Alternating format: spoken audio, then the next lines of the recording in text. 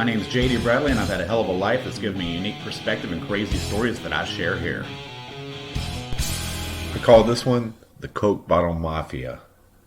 Perhaps I should elaborate and say the middle school Coke Bottle Mafia. And perhaps I should further elaborate that a guy I have a great deal of respect for, Jason Stapleton, as the best libertarian podcast in the world that I recently paid a lot of money for to learn some podcasting techniques, told me quit doing this while I'm drunk. Well, I mostly have, but you know what? I'm drunk. I want to tell this fucking story. I'm an old motherfucker. I'm 50. And back in the day, when we drank soft drinks, they came in glass bottles. They came in 6-packs of glass bottles. And those glass bottles were returnable, and they had a deposit of a dime. So let's say you had bought this 6-pack of Pepsi. You also paid 60 cents for the deposit, and they'd give you your money back when you returned the deposit. And I was in 6th grade, and my mind did math very well, and I recognized the weakness in their system. My father's a drug dealer and fucked people up for a living pretty regularly. So anyway, I was from kind of a different kind of background. And I realized that behind the IGA, that stands for Independent Grocer Association, I don't know if they exist anymore, but anyway, behind the IGA on 2nd Street, and we lived on 3rd Street, they kept all the goddamn bottles. And they're like surrounded by a fence, but it was not an insurmountable fence by any means. And they're closed on Sundays. Nothing's closed on Sundays anymore, but back in the day, things were closed on Sundays. And I had a black friend. I was in 6th grade. James was in, I think, 9th grade, I believe. And he was athletic as fuck.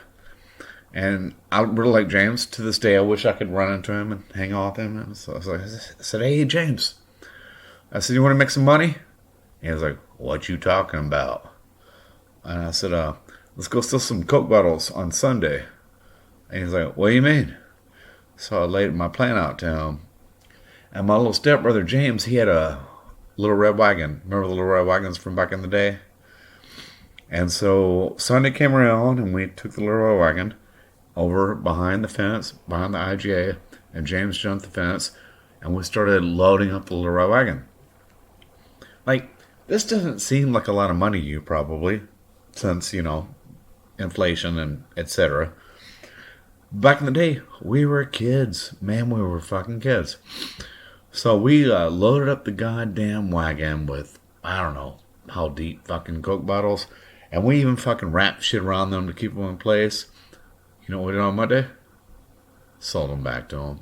Because we're some clever motherfuckers. At least I was a clever motherfucker. And I gave him if I remember correctly, I gave him a 70-30 cut. Because it's my idea, and I brought the red wagon.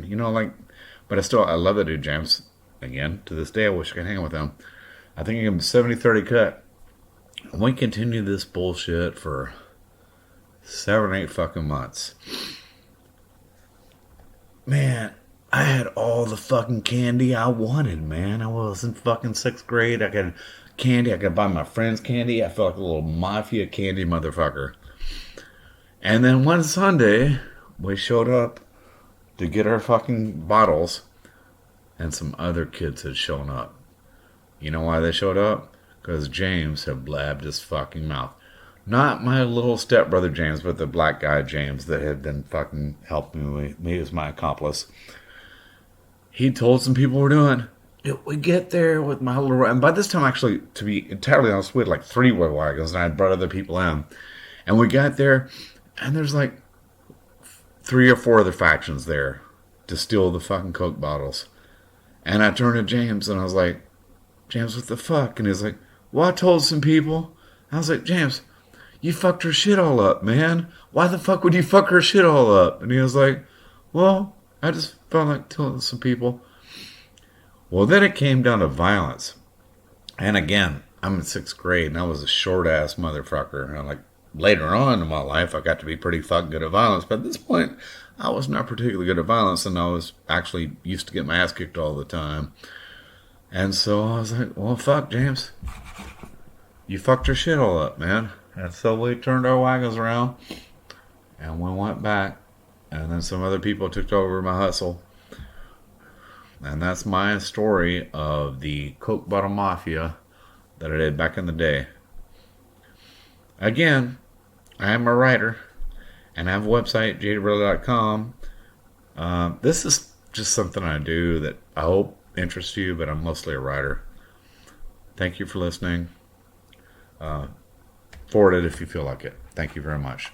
And I am drunk, and Jason Staples is actually right. I shouldn't do the show when I'm drunk, but I felt like doing it. I love you. Goodbye.